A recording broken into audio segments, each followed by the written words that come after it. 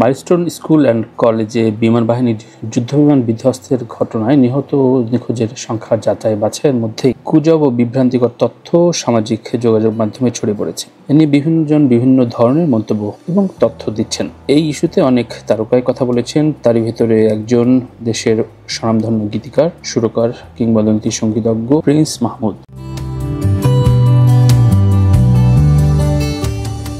Prince তার এক Facebook স্ট্যাটাসে তিনি সরাসরি প্রশ্ন তুলেছেন তথাকথিত লাশ গুম বিতর্ক নিয়ে। প্রিন্স মাহমুদ লিখেছেন সেখানে, যেসব অভিভাবকেরা সন্তানের লাশ পায়নি তাদের তালিকা দেন।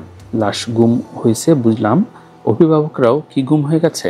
এ প্রসঙ্গে প্রিন্স মাহমুদ গণমাধ্যমকে বলেন, বিমান দুর্ঘটনার প্রথম দিন কিছুটা সমন্বয়হীনতা ছিল। প্রথমে হয়তো ঘটনার ভয়াবহতা সবাই উপলব্ধি করতে পারেননি। এমন ঘটনায় হয়তো সবাই হতভম্ব হয়ে গেছেন, কিন্তু গতকাল তো মৃত আহত সহ সবার হিসাব দেওয়া যেত।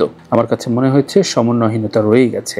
যে ঘটনা ঘটেছে এ নিয়ে মানুষের উদ্বেগ, উৎকণ্ঠা কাজ করবে, এটাই স্বাভাবিক। আবার এটাকে ঠিকঠাকভাবে মোকাবিলা করাটাও রাষ্ট্র এবং রাষ্ট্রের গুরুত্বপূর্ণ ব্যক্তিদের দায়িত্ব ও কর্তব্যের ভেতরেই পড়ে।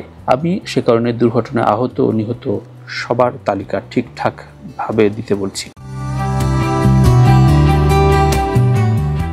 এদিকে গত মঙ্গলবার প্রিন্স মাহমুদ আরও একটি পোস্টে রাজনীতিবিদদের সমালোচনা করে লেখেন, আজ রাজনৈতিক দোকান বন্ধ রাখেন, চেলা চামুন্ডা নিয়ে হাসপাতালে যায় না, এবার অন্তত মাফ করেন, কাজের মানুষদের কাজ করতে দেন, পারলে চেহারা না দেখায় পেছনে বসে সাহায্য করেন। সোশ্যাল মিডিয়ায় বহুদিন ধরেই সক্রিয় থাকা প্রিন্স মাহমুদ এর আগেও জাতীয় নানান ইস্যুতে তার অবস্থান জানিয়ে আসছেন। উল্লেখ্য, গত বছর আওয়ামী লীগ সরকার পতনে বৈষম্য বিরোধী গণ অভ্যুত্থানেও সক্রিয় ছিলেন এই কিংবদন্তি।